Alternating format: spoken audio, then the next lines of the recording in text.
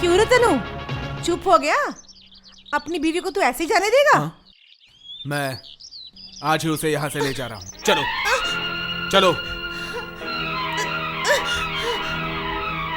चलो, रेडी हो जाओ और तुम्हारे वो सारे गहने भी साथ में ले लेना। क्यों?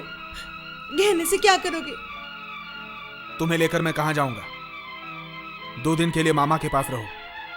मैं उन गहनों को बेचकर किराए पे घर ले लूंगा। मेरी माँ का दिया हुआ गहना बेचकर तुम किराए पे घर लोगे?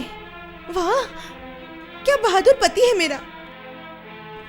सुनो, भगवान ने आदमियों को ये हाथ दिया है कमाई करने के लिए, माँ के कहने पे बीवी को मारने के लिए नहीं। क्या कहा? सुनो, अगर तुम मुझे लेके जाना ही चाहते हो, जिस हाथ से तुमने मुझे थप्पड़ मारा है उस हाथ से ही पैसा कमा के घर किराए पे लोगे। मैं एक नामर्द के साथ घर के बाहर नहीं जाने वाली। ठीक है, कुछ भी करके 1 महीने के अंदर मैं पैसों का इंतजाम करूंगा और तुम्हें यहाँ से ले जाऊंगा।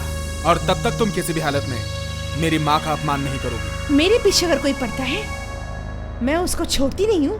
ये शायद तुमने शादी के पहले ही जान चुके थे। मुझे समझाने से अच्छा है तुम अपनी माँ को समझा के जाओ, ये ताकि वो। अगर मैं नहीं आ पाया तो तुम्हारे मामा को भेज दूंगा, तुम चलिए आना। मामा इस घर में कभी नहीं आएंगे। आएंगे नहीं? क्यों? किस मुंह से तुम्हारे घर पे जाऊं, बोलो तो आपको भी पता चल गया कि आपकी भांजे ने घर में क्या उधम मचा रखा है। अगर ऐसे ही उसका बर्ताव रहा तो मैं उसे यहां छोड़ दूंगा। क्या हुआ, आप चुप क्यों हैं? रुको।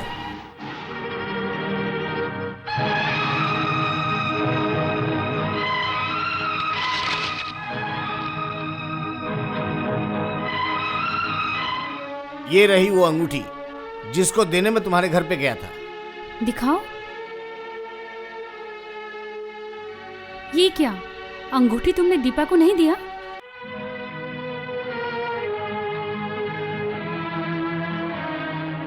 देने के लिए ही तो गया था।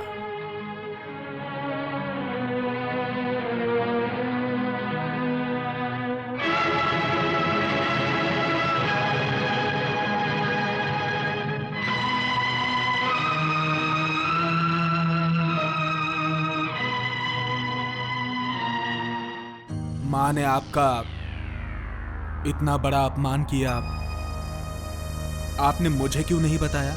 इसलिए नहीं बोला, उसे सुनकर तुमको दुख होगा। दीपा ने तो दुख में ही जन्म लिया है ना, उसे दुख सहने की आदत है। तुम मेरे दामाद हो, बड़े प्यारे हो। तुम्हारे माँ की बातों को सुना के तुम्हें दुख नहीं देना चाहता था मैं। लेकिन मामा, मैंने जो माँ की बात सुन के इसी हाथ से दीपा को चाटा मारा था। इसी हाथ से मैंने दीपा को मारा था। इसी हाथ से मैंने मारा। तब मैंने कहा था मकान मालिक के साथ उसकी शादी करवा दो। उस सौभागी को कम से कम पति का प्यार तो मिलता। पूरी जिंदगी यूं रोना नहीं पड़ता उसे।